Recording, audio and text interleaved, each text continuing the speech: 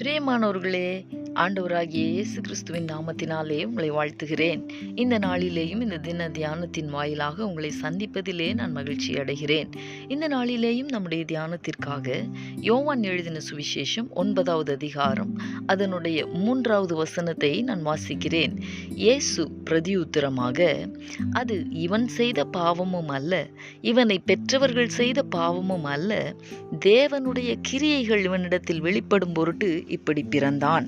எனக்கு அன்பானவர்களே, ஆண்டவரோடு கூட இருந்த சீஷர்கள் அவரிடம், இவன் குருடனாய் பிறந்தது யார் செய்த பாவம் என்று கேட்டபோது தேவன் சொன்ன பதில் என்ன தெரியுமா? தேவனுடைய கிரியைகள் இவனிடத்தில் வெளிப்படும் பொருட்டு இப்படி பிறந்தான் என்று சொன்னார். அன்பரே, அநேக நேரங்களில் தேவனுடைய கிரியைகளை நாம் நம்முடைய வாழ்க்கையில் அனுபவிக்கும்படிக்கு, தேவனுடைய வல்லமையை நாம் காணும்படிக்கு, தேவ நாமம் மகிமைப்படும்படிக்கு சில சூழ்நிலைகளை தேவன் நம்முடைய வாழ்க்கையிலே அனுமதிக்கிறார். ஆனால் நாமோ, ஏன் இப்படி நடக்கிறது, ஏன் எனக்கு மட்டும் இப்படி நடக்கிறது, எல்லோருக்கும் நல்ல நல்ல சூழ்நிலைகள் காணப்படும் பொழுது எனக்கு மட்டும் ஏன் ஏன் என்கிற இந்த கேள்வி உள்ளத்திலே எழும்பி நம்மை சோர்வடைய செய்கிறதல்லவா? கவனியுங்கள், எந்த எதிர்மறையான சூழ்நிலையானாலும் அங்கே தேவன் தம்முடைய நாமத்தை மகிமைப்படுத்துகிறதற்காக ஒரு அற்புதத்தை நடப்பிப்பார். 7 மடங்கு சூடாக்கப்பட்ட அக்கினியானாலும் அங்கேயும் தேவன் உலாவி கடந்து வந்து விடுதலையாக்குகிறதற்கு அவரால் கூடும். மரித்து 4 நாட்கள் ஆன லாசருவின் சரீரத்தை உயிர்ப்பிக்க வல்லமையுள்ள தேவன் இன்றைக்கும் நம்மோடு கூட இருக்கிறார். திராட்சை ரசம் தீர்ந்து போன போதும் தண்ணீரை திராட்சை ரசமாக்கினவர் அவர்.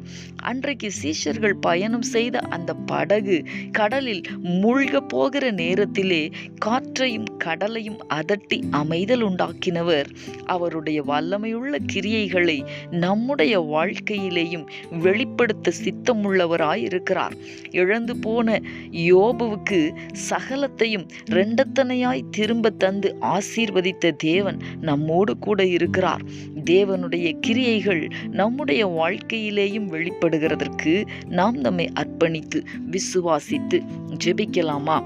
எங்களை நேசிக்கிற எங்கள் அன்பின் பரலோக தகப்பனே, ஆசீர்வாதமான இந்த நாளுக்காக உமக்கு நாங்கள் நன்றி செலுத்துகிறோம்.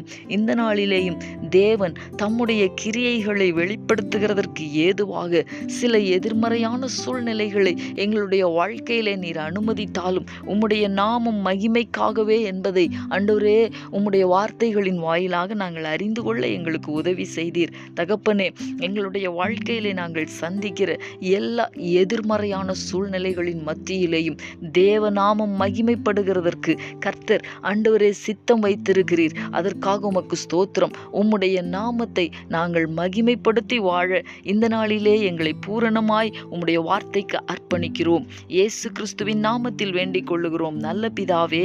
ஆமேன், ஆமேன்.